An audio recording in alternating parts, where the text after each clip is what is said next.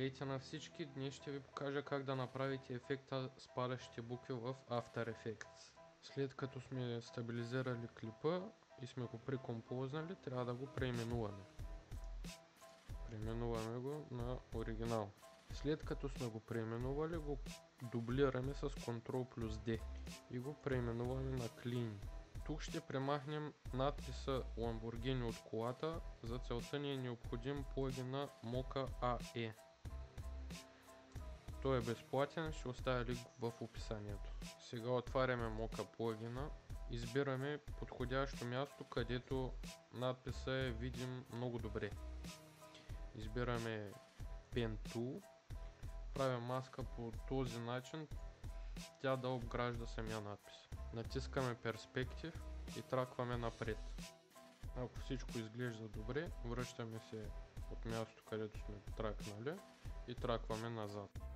Ако всичко е наред, натискаме Ctrl плюс S или тази иконка за сейфване и затваряме плагина. След като сме завършили тракването, избираме Clean Layer, отваряме Matte настройката и цъкаме Apply Matte, след което Invert Mask и Create AE Mask. Правим само да виждаме този леер и трябва да получим нещо такова, след което отваряме Content Aware Fill таба. Ако го нямате тук, отивате на Windows, избирате на Content Aware Fill. Ето по този начин. Спирайте моите настройки и натиснете Generate Reference Frame. Това ще отвори Photoshop. В Photoshop отиваме тук, натискаме дясно копче и избираме Remove Tool. С Remove Tool внимателно запълваме празното пространство.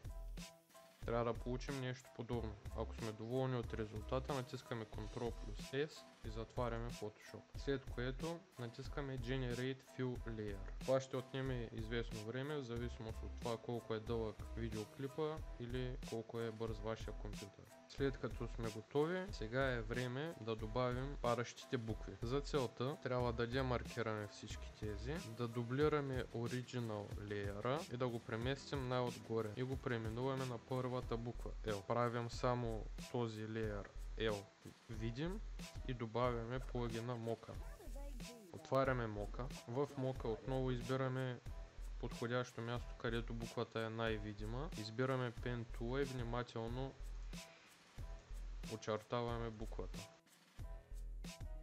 След като сте очертали буквата, натиснете Perspective и тръкнете напред. Ако всичко изглежда добре, върнете се от началото на тракването и тръкнете назад. Изглежда добре, Ctrl плюс S да сейфате и затворете плагина. След което отворете Matte и натиснете Apply Matte. Това ще направи само буквата видима. Повторете тази стъпка и за останалите букви. Ако маската се развали по време на тракване, спрете от този бутон, коригирайте маската и тракнете отново.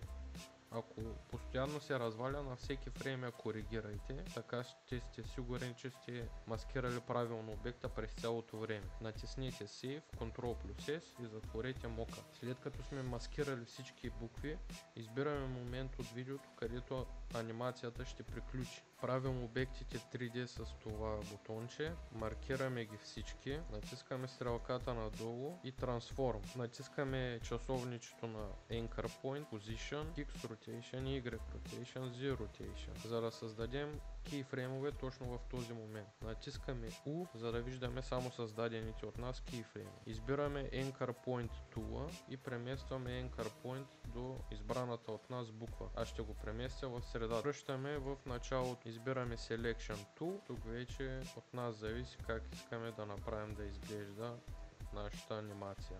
Тук ще добавя Z Rotation. След като сме си поиграли с параметрите, ето го и полученият резултат. Изместил съм кейфреймовете за финала на различни позиции, за да се получи този ефект, който е последователно падане на буквите. Надявам се видеото да ви е харесало, ако е така, ударете един палец нагоре и се абонирайте за още подобни видеа.